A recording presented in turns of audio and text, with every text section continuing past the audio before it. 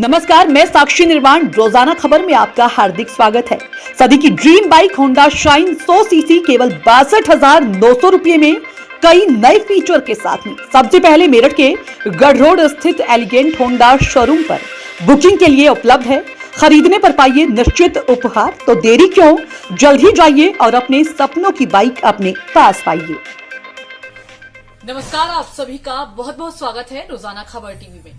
रोजाना खबर को लाइक करें, शेयर करें, सब्सक्राइब करें। धन्यवाद। देखिए, पूरे मुद्दे पर बहुत संक्षिप्त रूप से हम हर मुद्दे को छुएंगे और बताएंगे। रोजाना खबर सबसे पहले इस मुद्दे पर नवीन अरोड़ा जी को सबसे पहली बार रोजाना खबर पर हम लाइव कर रहे हैं। लिखने के पीछे, बाद में और सौदे में किस तरह की बारीकियां रखी गई, क्या किया गया, पूरे मुद्दे पर हम सीधे रूबरू होते हैं हारमोनियन होटल के मालिक से। सुबह से चर्चा का बाजार गर्म है, या यही को है कि 5 साल बाद फिर से चाय के प्याले में, क्योंकि सुबह सुबह अखबार आया और चाय के प्याले में हारमोनियन होटल का तूफान एक तरह से फिर बाहर आया।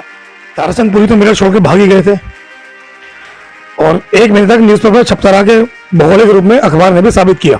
की बात करिए और आपकी इतनी अच्छी प्रॉपर्टी आके होटल चलाई है, तो बोले नहीं मुझे बेट में अब आना ही नहीं है। हमने फिर भी कहा कोई दिक्कत है, हम आपके लिए बैठे, आपको हमारी को मदद चाहिए, किसी और तुम मेरी मदद करो, मेरा होटल तुम ले लो। तो मैंने तो मेरे पास इतना फाइनेंस नहीं है, मैं 1-2 लोगों को तैयार करता हूँ, बोले 1-2 दोस्तों को, अपने यारों को तैयार कर लो, आप लोग मिलकर ले लो, मेरी मदद हो जाएगी और मेरा ये बच जाएगा। क्योंकि अगर नीलामी में चला गया तो बैंक का लोन मेरी फिर भी मदद की। और हमें समझ नहीं आ रहा कि 5 साल बाद इनकी बुद्धि को क्या हुआ। मैं तो फिर भी भगवान से प्रार्थना करूंगा कि भगवान इनको सद्बुद्धि दे कि जिस इंसान ने इतनी मदद करी। आप सभी का हार्दिक स्वागत है। मैं हूं विभूति कुमार। रोजाना खबर जिस तरीके से मेरठ की धड़कन कहते हैं, हम चाहते हैं कि हर समस्याओं पे, हर बात को मुखर रखी जाए। सबसे बड़ी बात क्या है, जिस तरीके से आज सुबह से मेरठ के आन बान शान के प्रतीक के रूप में स्थापित हो चुके हारमोनियन होटल के बारे में चौतरफा चर्चा, मीडिया में चर्चा, अखबारों में चर्चा जिस तरीके से आ रही है, क्योंकि पुराने जो मालिक हैं ताराचंद पुरी, उन्होंने एक पत्र लिखा है और उन्होंने एक तरह से पत्र में आरोप लगाया है कि उनके इस इतने अमाउंट का होटल था और कम में उन्होंने ले लिया। लेकिन सबसे बड़ा सवाल क्या है कि आखिर 5 सालों कहां थे। लेकिन पूरे मुद्दे पर बहुत संक्षिप्त रूप से हम हर मुद्दे को छुएंगे और बताएंगे। रोजाना खबर सबसे पहले इस मुद्दे पर नवीन अरोड़ा जी को सबसे पहली बार रोजाना खबर पर हम लाइव कर रहे हैं और पन्नी परत निकालेंगे कि आखिर हारमोनियन होटल खरीदने के पीछे, बाद में और सौदे में किस तरह की बारीकियां रखी गई, क्या किया गया, पूरे मुद्दे पर हम सीधे रूबरू होते हैं हारमोनियन होटल के मालिक नवीन अरोड़ा से। नमस्कार सर, कैसे हैं आप? नमस्कार होती जी, आप बताएं कैसे हैं? बस बढ़िया, फर्स्ट क्लास। जिस तरीके से आज सुबह से चर्चा का बाजार गर्म है, या यही को है कि 5 साल बाद फिर से चाय के प्याले में, क्योंकि सुबह सुबह अखबार आया और चाय के प्याले में हारमोनियन होटल का तूफान एक तरह से फिर बाहर आया। आप सबसे पहले बताइए, मानवीय पहलू पर ध्यान रखते हुए, कि सबसे पहले होटल लेने के लिए आपको किसने अप्रोच किया और होटल लेते समय आपने क्या, किन किन बातों का ध्यान रखा? देखिए, ताराचंद पुरी तो मेरा छोड़ के भाग ही गए थे और 1 महीने तक न्यूज़पेपर छपता रहा के भौगोलिक रूप में अखबार ने भी साबित किया। इन्होंने मुझे 1.5-2 महीने बाद खुद ही अप्रोच किया हिमांशु के दोस्त के थ्रू कि वो आपसे मिलना चाहते हैं। मैं ठीक है आ जाए, बोले नहीं मेरठ तो नहीं आएंगे वो, मेरठ के वो तो कह रहे हैं मुझे यूपी की सीमा में भी प्रवेश नहीं करना, मैं आपको दिल्ली ले चलूंगा, आपकी मीटिंग कराऊंगा। हम लोग दिल्ली गए, बातचीत करी, हमने समझाया कि देखो आप इतने अच्छे परिवार से हैं, आप क्यों भागे, अगर आपको कोई फाइनेंशियल दिक्कत है, वित्तीय दिक्कत है, तो आप बैठिए, सबके साथ बैठ के बात करिए और आपकी इतनी अच्छी प्रॉपर्टी आके होटल चलाई है, तो बोले नहीं मुझे बेट में अब आना ही नहीं है। हमने फिर भी कहा कोई दिक्कत है, हम आपके लिए बैठे, आपको हमारी को मदद चाहिए, किसी और की मदद चाहिए, हम आपकी पूरी मदद करेंगे और आप अपना होटल चलाइए। बोले मैंने तो मेरठ छोड़ दिया और मेरठ गया, मुझे तो यूपी में प्रवेश ही नहीं करना, मैं यूपी को बॉर्डर भी नहीं लाऊंगा। तो हमने चलो ठीक है, हम सोच के बताते हैं। फिर हमारे को 2-4 बार अपने बेटे के दोस्त के थ्रू अप्रोच किया, मीटिंग करी दिल्ली बुलाकर, भाई मेरा होटल तुम ले लो। इस बीच इनके होटल की नीलामी हो गई, बैंक ने नीलाम कर दी, बैंक का लोन था। नीलामी के बाद सचदेवा टेक्सटाइल वाले हमारे मेरठ में, उनके नाम ये होटल हो गया, जैसे कि मैंने अखबारों में पढ़ा। तब फिर पुलिस साहब का फोन आया कि मैं केस कर रहा हूं बैंक के ऊपर कि मेरा होटल कैसे नाम कर दिया। मैंने आपके पास पैसे तो है नहीं, अब कैसे केस करोगे? बोले तुम मेरी मदद करो, मेरा होटल तुम ले लो। तो मैंने तो मेरे पास इतना फाइनेंस नहीं है, मैं 1-2 लोगों को तैयार करता हूँ, बोले 1-2 दोस्तों को, अपने यारों को तैयार कर लो, आप लोग मिलकर ले लो, मेरी मदद हो जाएगी और मेरा ये बच जाएगा। क्योंकि अगर नीलामी में चला गया तो बैंक का लोन मेरे फिर भी मेरे सिर पर खड़ा रहेगा। अगर आप मेरी मदद करोगे तो मैं डीआरटी कोर्ट में जाऊंगा, बैंक पर केस करूंगा, जो सेटलमेंट होगा मैं एक मुश्त सेटलमेंट में पेमेंट कर दूंगा, आप पेमेंट आप कर दीजिएगा, तो कम से कम मेरे नाम जो लोन खड़ा रहेगा वो क्लियर हो जाएगा। क्योंकि गवर्नमेंट का लॉ है, अगर आप किसी और को गवर्नमेंट इनाम करती है किसी प्रॉपर्टी को बैंक, तो बाकी बचा पैसा आपके नाम जिंदगी में खड़ा रहेगा। बट बैंक अपनी मर्जी से सेटलमेंट करता है तो रिकवरी आपके नाम नहीं रहती। तो हमने ठीक है, तो उन्होंने डीआरटी कोर्ट का कोई वकील किया, हमें बोले हमारे साथ लखनऊ चलो, बॉम्बे चलो, मीटिंग करने ले जाते थे हमारे को। इनके पैसे भी टिकटों के हम देते थे इनको, तो चलो आपको चाहिए जरूरत है हमसे पैसे लीजिए। डीआरटी कोर्ट में केस आया, डीआरटी कोर्ट में गए हम, वहां से हम केस जीते। केस जीतने के बाद डीआरटी कोर्ट ने ऑर्डर दिया कि दूसरी पार्टी 11 करोड़ रुपए जमा है बैंक का, आप ये 11 करोड़ का डीडी दें। हमने एक में 11 crore DD DRT court Allahabad में जमा कराया, हमने इनको नहीं दिया, हमने कोर्ट में जमा कराया। कोर्ट ने इनके साइन कराकर बैंक को दिया, इनसे हमारा एग्रीमेंट हुआ। उस एग्रीमेंट में पूरी साहब के साइन भी है, रिलायंस बैंक के अधिकारियों के साइन भी है। जो हमारी अमाउंट फाइल हुई, हमने सदैव से भी 1 से 1.5 करोड़ रुपए फालतू दिया रिलायंस बैंक को, क्या आपको दिक्कत आए। ये हमारे बहुत आभार प्रकट करते थे कि मैं आपका आसान जिंदगी में नहीं बोलूंगा। उसके बाद भी बचा हुआ पैसा हमने इनके अकाउंट में जमा कराया, इनकी और भी बहुत मदद की। और हमें समझ नहीं आ रहा कि 5 साल बाद इनकी बुद्धि को क्या हुआ। मैं तो फिर भी भगवान से प्रार्थना करूंगा कि भगवान इनको सद्बुद्धि दे कि जिस इंसान ने इतनी मदद करी है।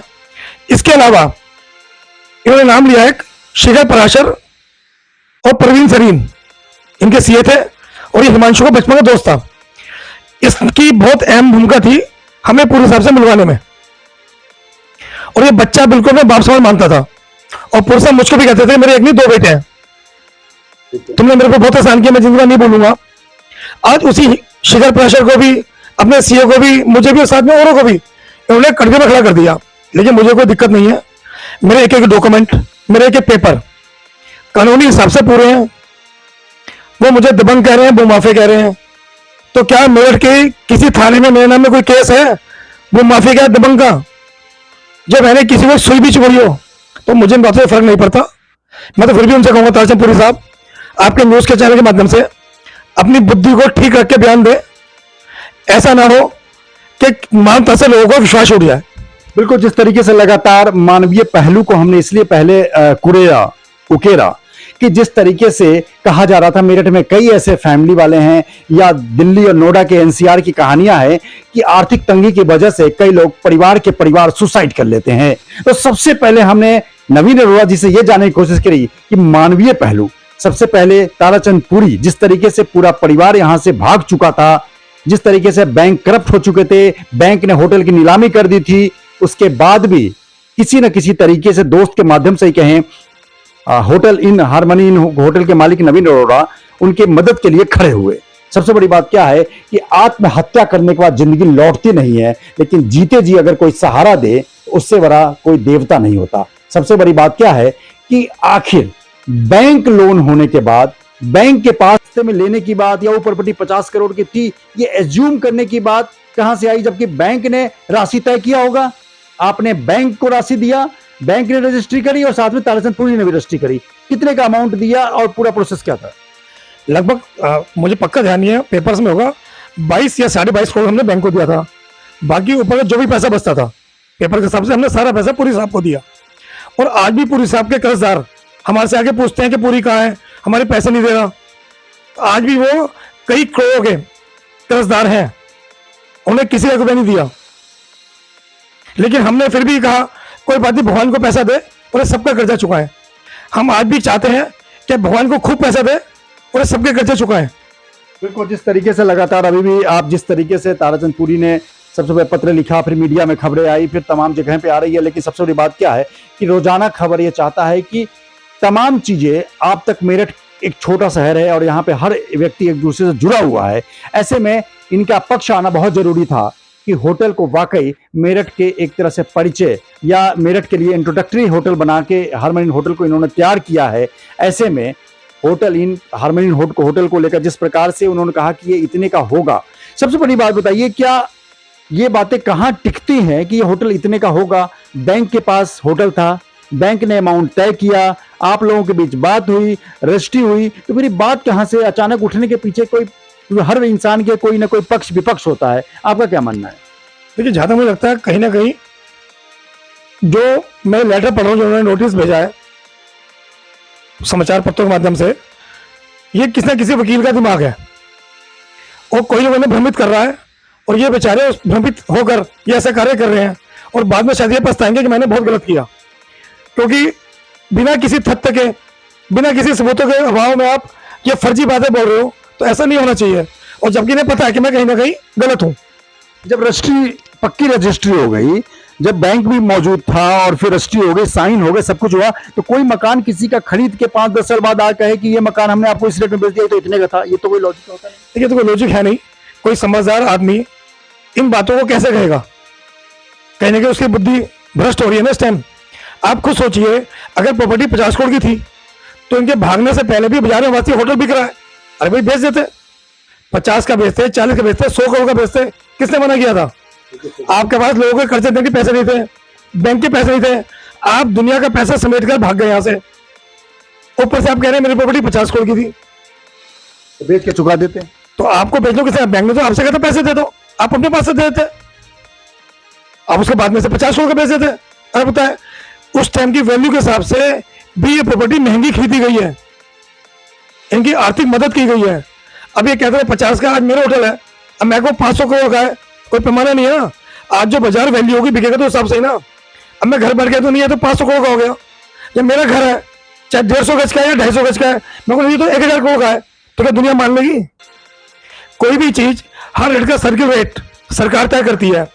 2018 में क्या सर्किल रेट था आप देख लो, उसके ऊपर क्या बना था आप देख लो, उस हिसाब से मैंने खरीदा है, आप उसे भी देख लीजिए।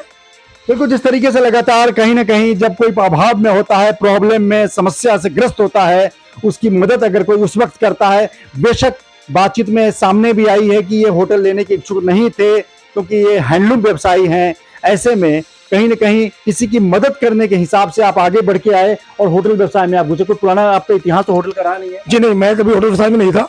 मैंने इनसे बार बार कहा था कि अंकल जी आप आओ, मेरे उठाओ और बैठो, आपको कोई कुछ नहीं कहेगा, सबसे प्यार से सेटलमेंट करो, कहना धीरे धीरे पैसे दूंगा, बट ये राजी नहीं थे, बोले नहीं मुझे तो होटल देना है, मैं किस में दूंगा, आपको होटल जाएगा तो मेरे घर में जाएगा, मैं रहूंगा, ये सोचता रहूंगा कि मैं मालिक हूँ। और इनका पता नहीं कितनी गाड़ियां भर भर के सामान ये भरकर ले गए हैं और ये कहते हैं कि मैंने नहीं लिया सामान।